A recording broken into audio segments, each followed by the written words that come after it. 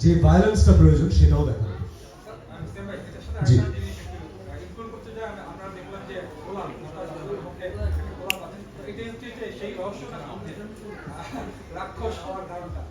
না, thank you. মানে যা যা আমরা অডিয়েন্সকে নোটিস করানোর জন্য ভেবে করেছিলাম, আপনি প্রত্যেকটা জিনিসই সুন্দর করে নোটিস করেছেন।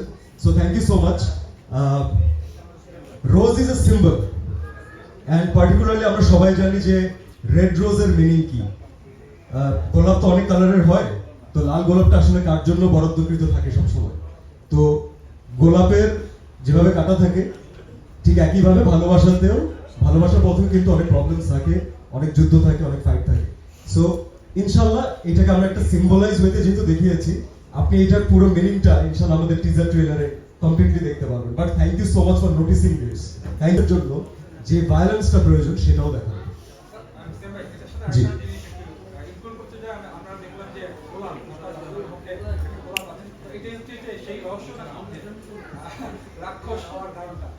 না, থ্যাংক ইউ। মানে যা যা আমরা অডিয়েন্সকে নোটিস করানোর জন্য ভেবে করেছিলাম, আপনি প্রত্যেকটা জিনিসই সুন্দর করে নোটিস করেছেন। So thank you so much. Rose is a symbol, and particularly আমরা সবাই জানি যে রেড রোজের মিনিং কি।